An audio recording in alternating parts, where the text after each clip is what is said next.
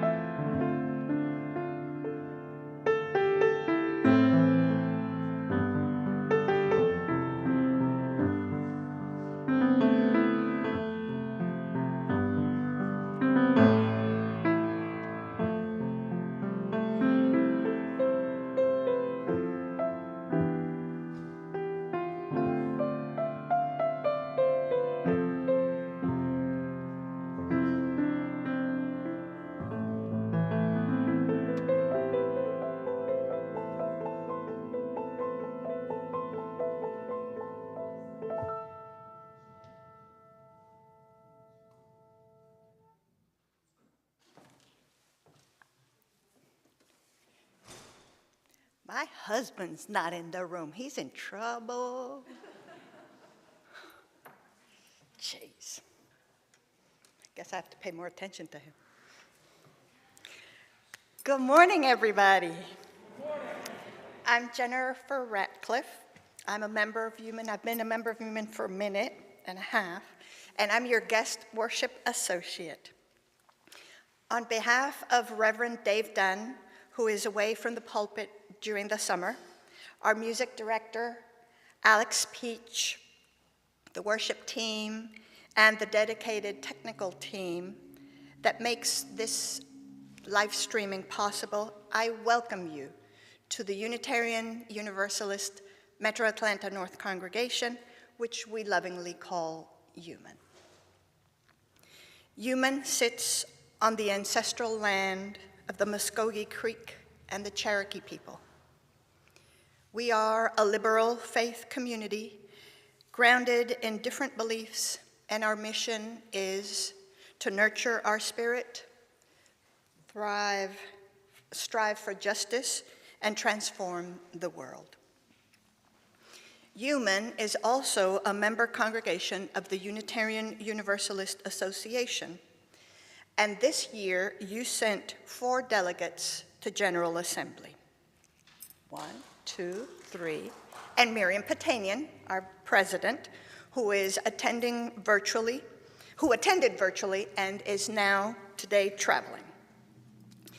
We're going to be the speakers today, and we are going to share with you the experiences we each encountered during General Assembly, which we call GA, with hopes that you will feel more connected to our larger congregation, the community across this land, and beyond.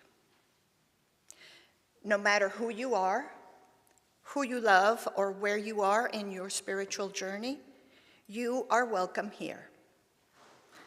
I don't see any visitors. Am I correct? One visitor.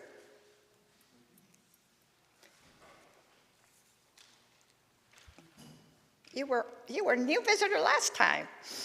There are a couple of announcements from Alex. I want to say that, Alex Beach, our music director, do you know what food and singing have to do with one another? Come join in song as our Chalice Choir begins rehearsals on Wednesday, July 27th, here at the Sanctuary, 7 p.m. See what you can cook up with common foods and rhythmic patterns. For more information, please contact Alex Peach.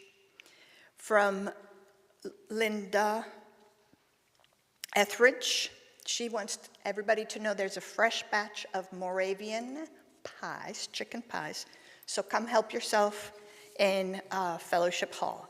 And now an announcement from Elizabeth Rohan.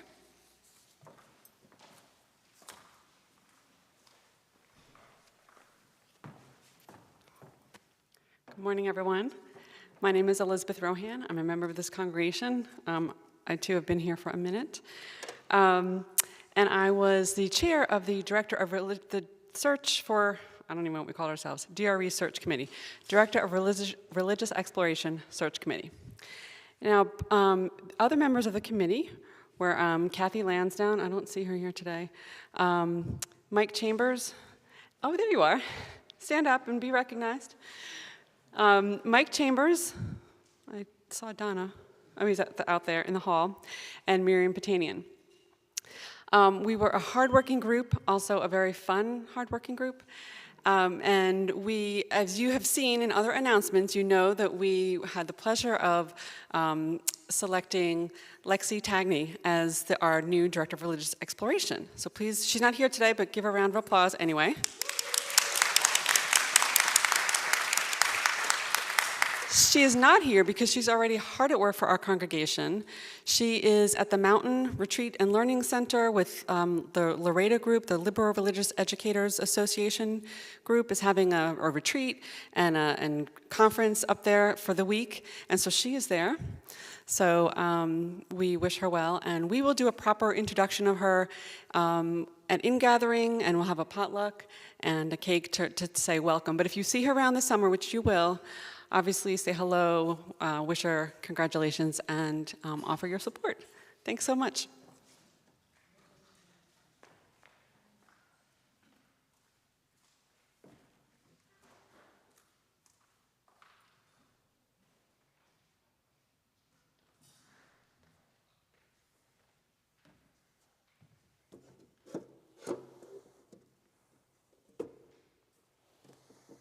Figure out how to do this now.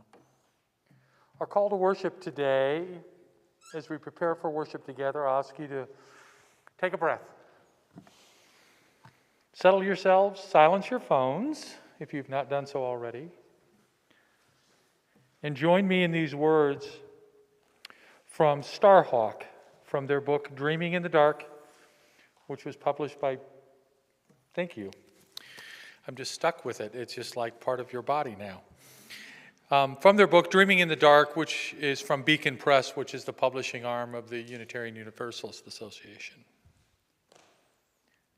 We are all longing to go home, to some place we have never been, a place half remembered, and half envisioned, we can only catch glimpses of from time to time. Community. Somewhere there are people to whom we can speak with passion without having the words to catch in our throat. Somewhere a circle of hands will open to receive us. Eyes will light up as we enter. Voices will celebrate with us whenever we come into our own power. Community means strength that joins our strength to do the work that needs to be done. Arms to hold us when we falter, a circle of healing, a circle of friends, someplace where we can be free. Come, let us worship together.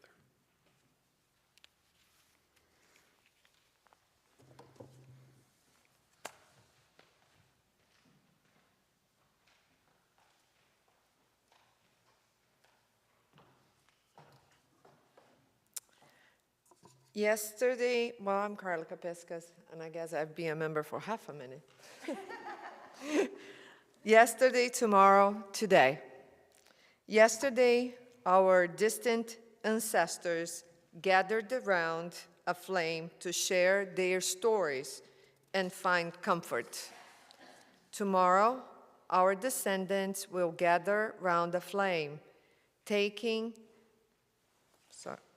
of a life we will never know. But today, it is we who gather here around this flame, seeking, believing, and being together.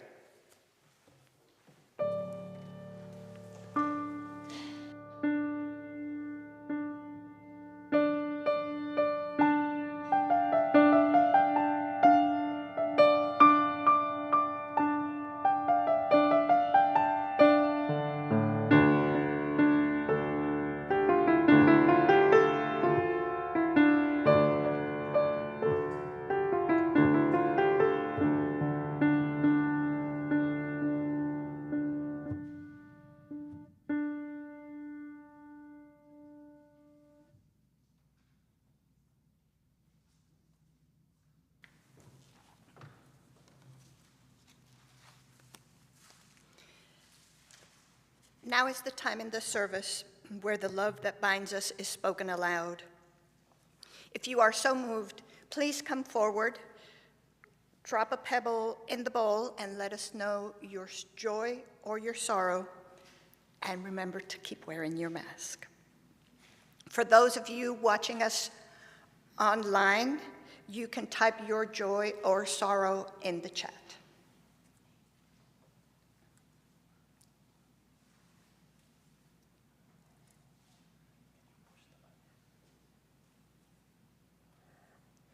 Good morning. I'm Bruce Langston. I've been a member here since 1996. I was down in Florida last week with my family. I got to visit with my 95-year-old mother. We did some things that she likes to do, like jigsaw puzzles. We did a 500-piece jigsaw puzzle in one day. Her vision is beginning to fail her, so I did a lot of it, but she just has an amazing, I'll botch the French, but I like it anyway, joie de vivre. So it was really good to see her and 6 of my 8 sisters who live there, and I spent the night at this one's house and that one's house and that one's house. On Friday night, I got to go turtling on the beach in Sarasota with my sister Brooke. I know this probably looks dopey, chin diaper. With my sister Brooke, who works for the Department of Parks and Rec in Sarasota. And so we had one of those 4-wheel drive John Deere Gator carts, and we were driving up and down the beach from sunset until 2 in the morning. And we saw 5 turtles. Loggerheads and green turtles are the ones that come on shore there. And we saw one that actually made it all the way up, dug a nest, laid the eggs, covered them back up, and went back into the water. And it was just an amazing experience to see this thing happen that happens thousands of times, hundreds of thousands of times from Texas all the way up the Atlantic coast for about 2 months in the fall, in the spring, in the summer now it is. And then 60-something days later, the little turtles hatch and, half of them probably make it into the water and maybe a tenth or fewer survive to adulthood. Anyway, that's a long pebble.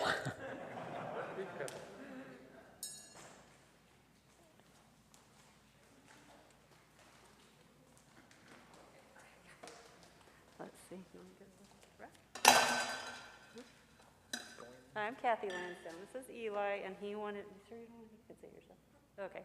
His joy is that he's seeing a movie with his friend today. All right. Okay.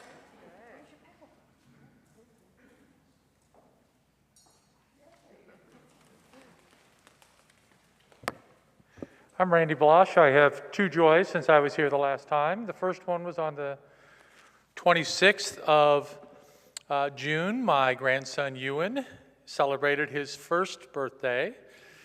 And then last Monday on the 4th of July, my grandson Wyatt celebrated his 4th birthday.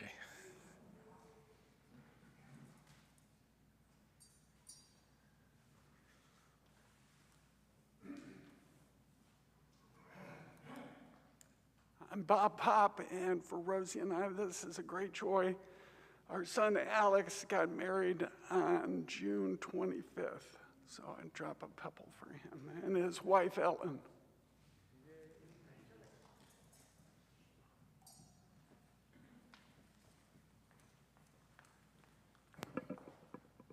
Okay. Hi, everybody. I'm Janet Kaplan. Well, since we're talking about babies hatching, yes, my granddaughter hatched, and and I'm going to be seeing her for the first time going out to St. Louis when she'll be about a month old, just in time to possibly smile at Grandma. 1 month old.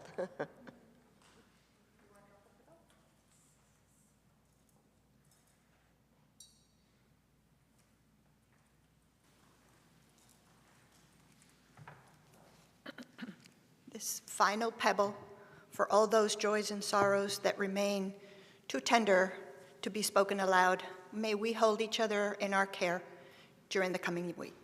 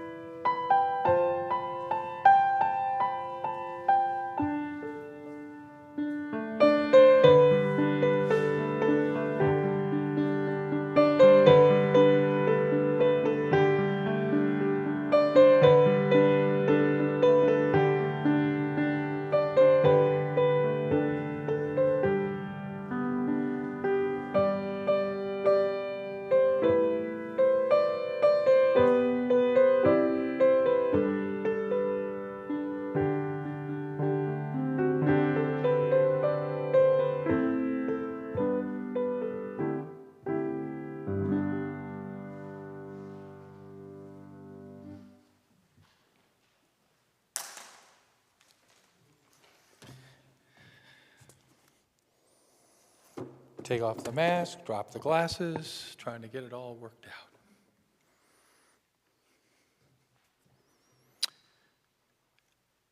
For my summer vacation, I went to UU General Assembly in Portland, Oregon. It was really fun.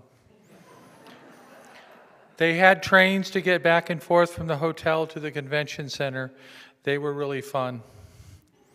I went for ministry days too and sat with some people I knew from school. I didn't know them very well, but we had fun. During GA, I sat with Jennifer and Carla, and they were really fun. I think everyone should go to GA for summer vacation. It is really fun. Wait a minute. That sounds familiar. I'm pretty sure I started my last GA report a few years ago exactly like that. No, wait, I know I did. Was GA this year just the same as it was then? I mean, we hadn't been together for GA since Spokane 3 years ago. 3 years since we had gathered. I think I need to start this over because GA this year was not the same. Oh, sure, during the interim period, we had GA over Zoom, and it worked-ish the last 2 years, but this year would be different, right? Because we would all be back together. Well, as it turns out, there were about 1,000 or so folks there. That was pretty good, all things considered, I think. But there were like 1,400 people who were registered and attended online. COVID, travel costs, I get it. It was a difficult choice to make for some, and we had proven that we can do it remotely, so why do we even go? Why do we go to GA? Why do we bother having this annual shindig in far-off places? Why would I have a need to spend upwards of a couple $1,000s on airfare, lodging, and food for something that was really fully available via Zoom and, of course, would have been much less expensive? So why even go? Why is it so important? I mean, we've proven the business will get done whether we're there or not. So, I mean, let's be honest here. The meeting itself, the business part of the GA, isn't much more interesting than a stockholders meeting if you've ever been to one of those. And how about the breakout sections and seminars and speakers? Could they be the reason we all show up? And if you really think about it, would it have been so much different to hear Ibram X. Kendi speak over Zoom or YouTube than being in the room with him? Why do we go? Why is it so important, especially this year? Well, for one thing, we go because it matters. It matters to me as a delegate to represent this, my home church, in things that are important. And while I realize that maybe my one voice won't change anyone's mind, maybe somebody will hear what I have to say and go, And maybe, and more importantly, maybe I will hear what somebody else has to say and go, And it is important to be a part of actual, real democracy at work, in person. And Jennifer's going to cover that in a minute. But being with real people, not just squares on a computer screen, that makes a difference. I go to see and meet new and different people. I go to make connections. That's important to me right now because I'm looking for an internship site for next year, and the good Lord willing and the creek don't rise, I'll be searching for a congregation shortly after that. I need to make connections. It matters because that schoolmate that I mentioned that I barely knew, but we sat together that whole week during ministry days, well, it turns out we became real friends while we were there. I found out more about him and his husband and his family than I ever thought I'd know, and how our paths, although different, are going to end up in the same destination. And I got to meet up with old friends, people who I had already had relationship with, and because of that week together, well, they are now closer friends, allies, people who together we have vowed to push each other over the finish line at school, to be there for each other. And as for Jennifer and Carla, I mean, I knew them. What difference could that make, right? Well, as it turned out, we were there for each other, too, not just for the business of UUMAN. We shared stories. We held each other's hands when we needed it, shared a meal or two or four, or we ate a lot. And I became friends, good friends with someone it turns out I barely knew, and became even closer friends with someone I know, and I know will always have my back, and I will have theirs. And yes, to be perfectly clear, it is way different being in the room with Ibram X. Kendi than hearing him over Zoom. Way, way, way different. Oh my God, the energy he brings into the room and the way he talks about becoming anti-racist. And, sorry, we can talk about that after church, but there's a lot to tell about him. He was so good. And we gather together at GA because when you wake up on Friday morning Pacific time and find out that rights that have been in place for decades have suddenly been stripped from over half the population, and you don't know what to do. And you realize you can go to worship early at the convention center, and you can go because it's there. And you can gather together in general session to cry and to rage over that stupid decision because it's there, and we can. And we can march together with other UUs and people we don't even know from Portland and hear our UUA president take the microphone and scream at the top of her lungs to the crowd of thousands about her holy rage over this. We go because we need to know that we are not alone and we need each other, especially right now. We go to be part of something bigger, something more, something powerful, and something empowering. So if you can, I encourage you to take my earlier advice. Take a vacation and go to GA in Pittsburgh next year. But be forewarned. If you go, it will get you. It will change you, and you will be hooked. So as I thought about it, I think I came up with the right answer as to why we gather at GA, and I'm going to paraphrase our senior youth. We go to General Assembly because we're Unitarian Universalists, and that's what we do. Amen.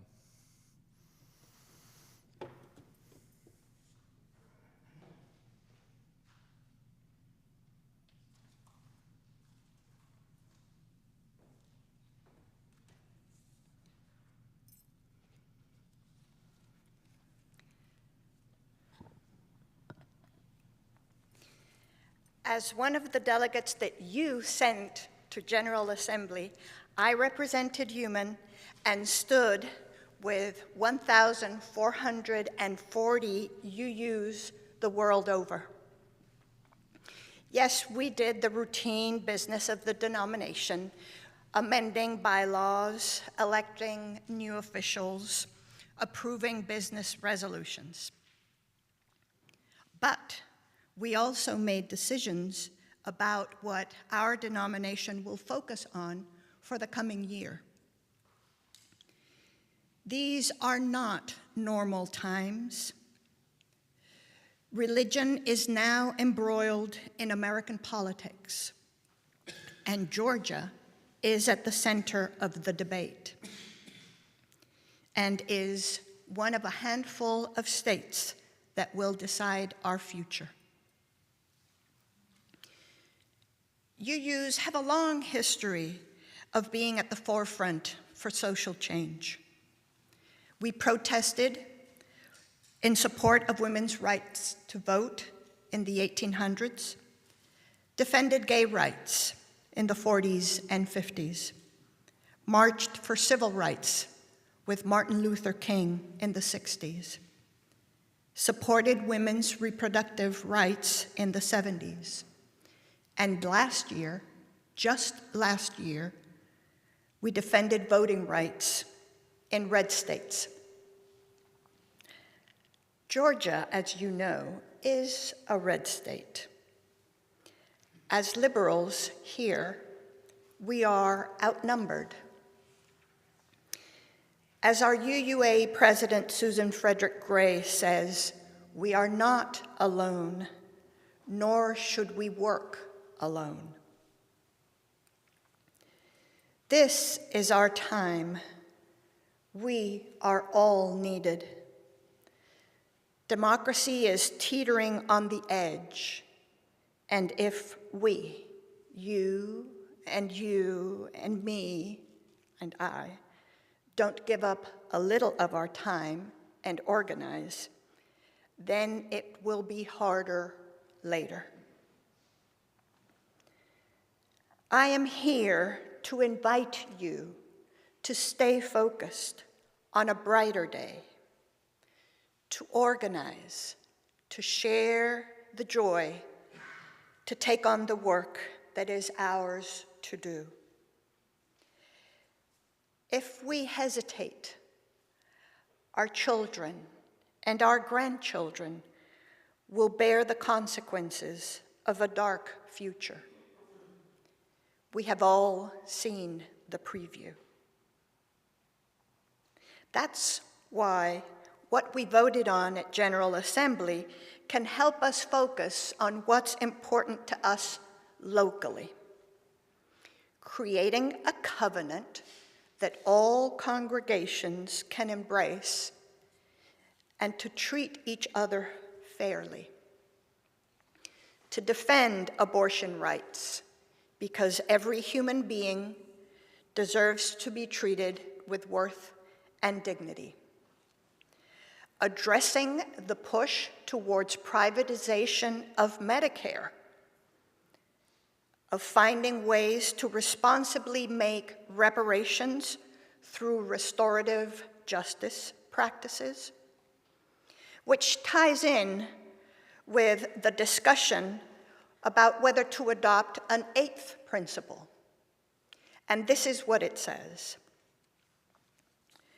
We, the member congregations of the Unitarian Universalist Association, covenant to affirm and promote that journeying toward spiritual wholeness by working to build a diverse, multicultural, beloved community by our actions that accountably dismantle racism and other oppressions in ourselves and our institutions.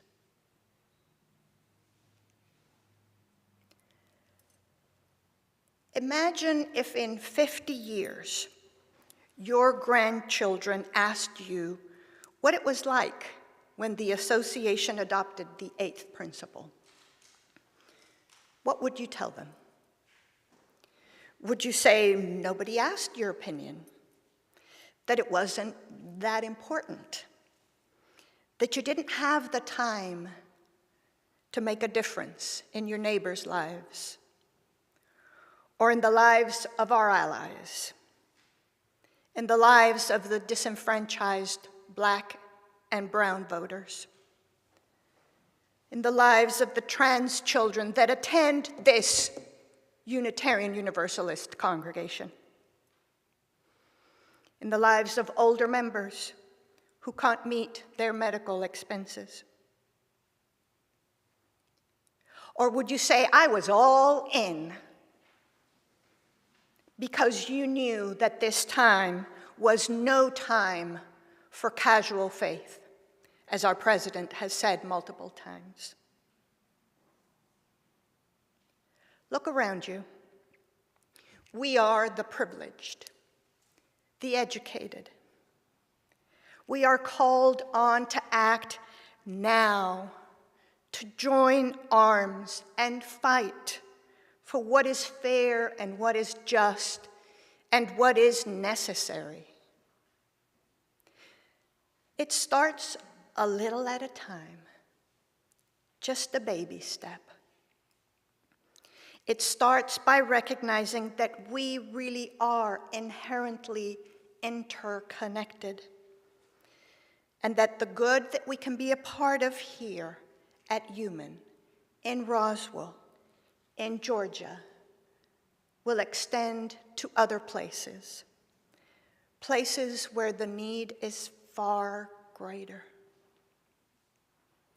We can help each other because together we are strong.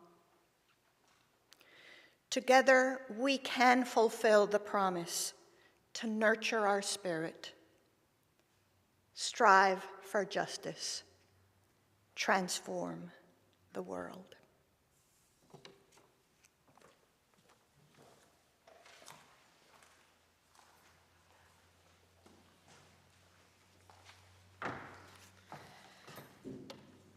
And now you're thinking, what can I do? Jennifer gave me the perfect segue. This was my first GA, and I was overwhelmed with everything that I experienced. And in the afternoons, I attended different sessions that spoke to me. And one of them was about UU Devote, that in some shape or form you must have heard about, and I'll tell you more about now. The late Congressman John Lewis said, when you see something that's not right, not fair, not just, you have to speak up. You have to say something. You have to do something.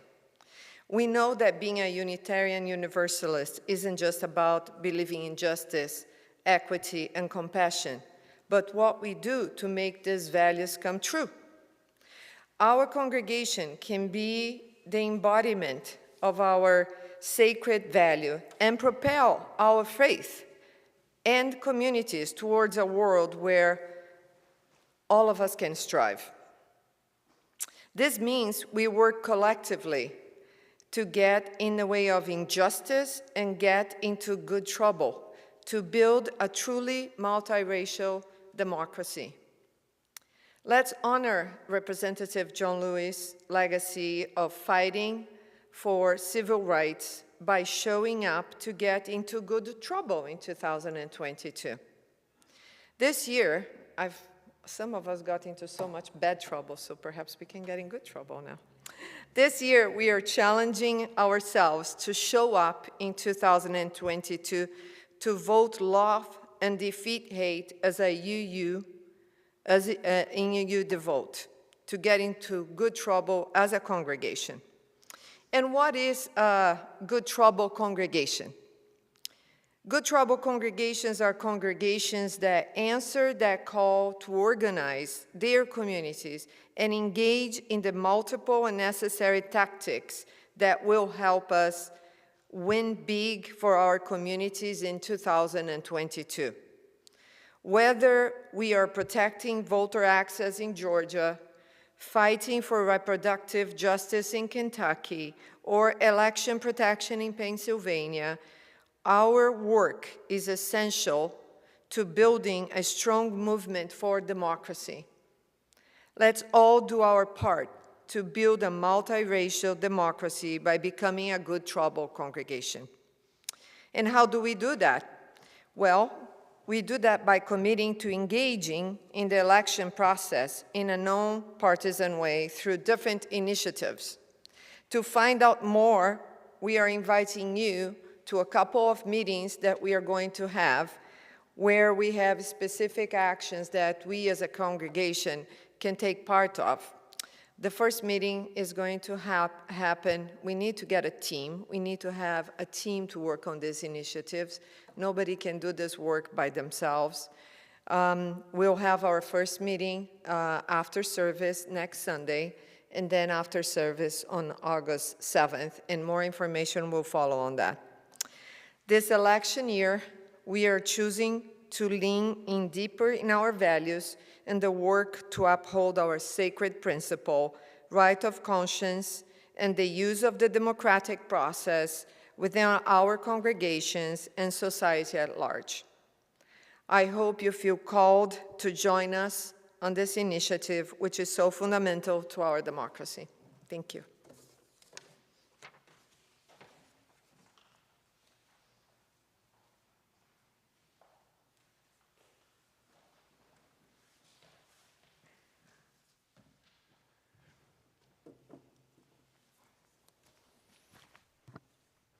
In an effort to fulfill and further the vision and mission of this congregation, we ask that our members and friends share of their time, treasure, and talents.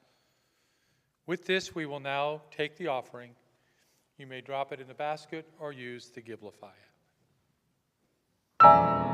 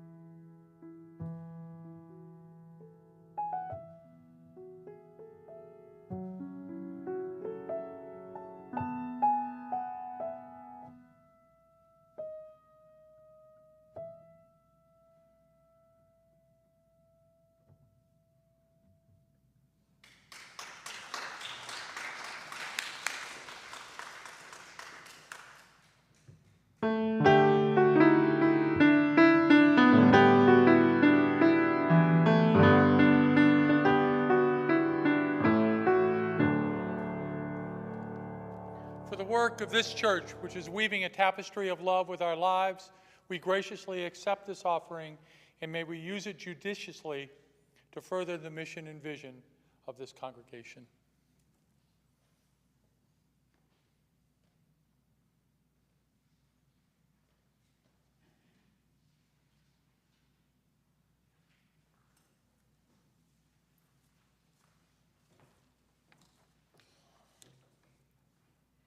We extinguish this flame, but not the light of truth, the warmth of community, or the fire of commitment.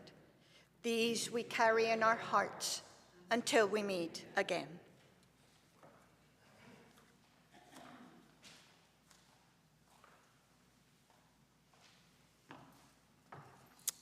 These words from UUA's president, Susan Frederick Gray, spoken at this year's assembly. The future is uncertain, and the challenges are many. This pandemic is not done with us, and the climate disasters are impacting every community across the globe. The rise of authoritarianism, fascism, and white Christian ethnic nationalism is a reality in our country and elsewhere. Unitarian Universalists have always been positioned to play crucial roles in the struggle for expanding freedom, equity, and democracy. And in those moments when we have claimed the oath of justice, of liberation, of solidarity, we have experienced the world shift. We are in a liminal time, letting go of what has been, in that middle space in between, as we reach for what is next and create it together. Who will we be? How are we called? How is love calling us? Amen. The service ended. Go in peace.